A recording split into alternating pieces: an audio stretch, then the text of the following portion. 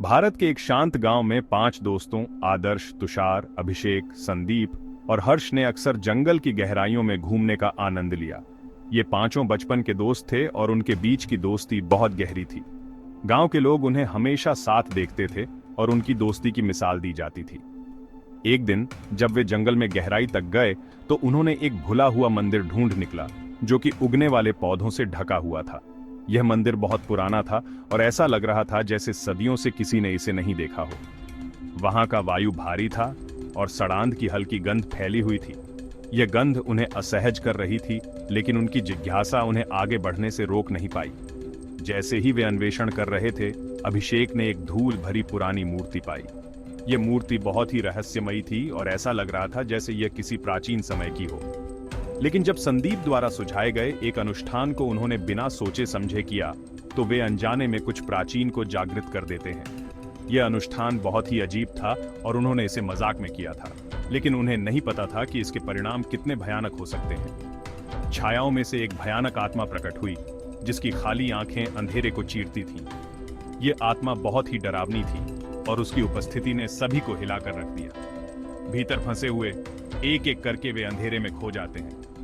यह अंधेरा बहुत ही घना था और ऐसा लग रहा था जैसे यह उन्हें निगल जाएगा।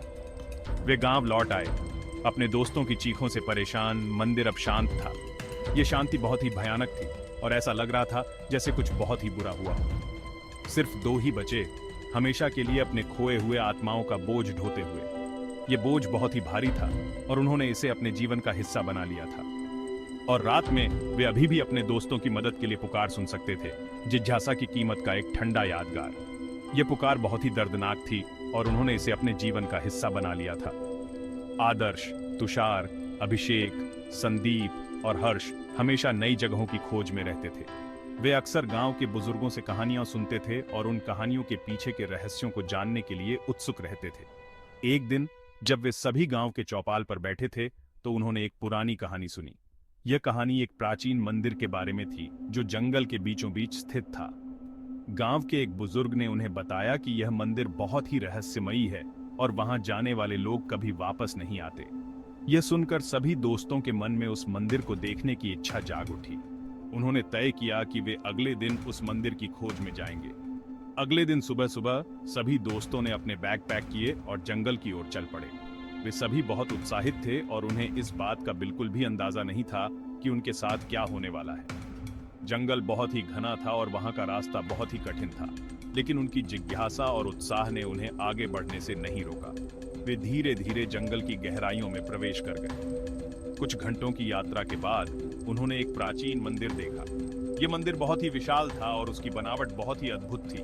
उन्होंने मंदिर के चारों ओर घूमना शुरू किया और उसकी हर एक चीज को ध्यान से देखने लगे। मंदिर के अंदर का दृश्य बहुत ही रहस्यमयी था। वहां की दीवारों पर प्राचीन चित्र बने हुए थे और हर एक चित्र एक कहानी कह रहा था। उन्होंने मंदिर के अंदर के हर कोने को देखा और वहां की हर एक चीज को समझने की कोशिश की। मंदिर के अंदर उन्हें कई प्राचीन वस्तुएं मिली। ये वस्तुएं बहुत ही अद्भुत थीं और उन्होंने कभी भी ऐसी चीजें नहीं देखी थी। उन्होंने उन वस्तुओं को ध्यान से देखा और उनकी महत्ता को समझने की कोशिश की। संदीप ने एक प्राचीन अनुष्ठान करने का सुझाव दिया। उसने कहा कि यह अनुष्ठान मंदिर की रहस्यमयी शक्तियों को जागृत कर सकता है। सभी दोस्तों ने बिना सोचे समझे संदीप की बात मान ली और अनुष्ठान करना शुरू कर दिया। जैसे ही उन्होंने अनुष्ठान करना शुरू किया, मंदिर का वातावरण बदलने लगा। वहां की हवा भारी हो गई और एक अजीब सी गंध फैलने लगी। सभी दोस्तों को एक अजीब सा एहसास होने लगा, लेकिन उन्होंने अनुष्ठान जारी रखा।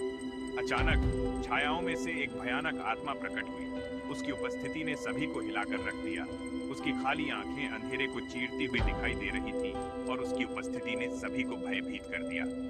सभी दोस्त डर के मारे भागने लगे। वे मंदिर से बाहर निकलने का रास्ता ढूंढने लगे, लेकिन अंधेरे और भयानक आत्मा ने उन्हें घेर लिया। एक एक करके वे अंधेरे में खोने लगे।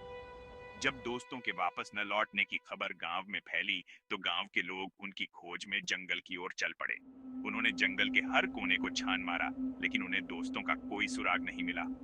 आखिरकार गांव के लोग उस प्राचीन मंदिर तक पहुंच गए। उन्होंने मंदिर के अंदर जाकर देखा, लेकिन वहां उन्हें सिर्फ अजीब सी वस्तुएं और रहस्यमयी चित्र मिले। दोस्तों का कोई निशान नहीं था। गांव के लोग निराश होकर वापस लौट आए। उन्होंने दोस्तों की खोज में बहुत मेहनत की थी, लेकिन उन्हें कुछ भी हासिल नहीं हुआ। गांव में शोक का माहौल था और सभी लोग दोस्तों की याद में दुखी थे। सिर्फ दो ही बचे, हमेशा के लिए अपने खोए हुए आत्माओं का बोझ ढोते हुए। यह बोझ बहुत ही भारी था और उन्होंने इसे अपने जीवन का हिस्सा बना लिया था। और रात में वे अभी भी अपने दोस्तों की मदद के लिए पुकार सुन सकते थे। जिज्ञासा की कीमत का एक ठंडा यादगार। ये पुकार बहुत ही दर्दनाक थी और उन्होंने इसे अपने जीवन का हिस्सा बना लिया था।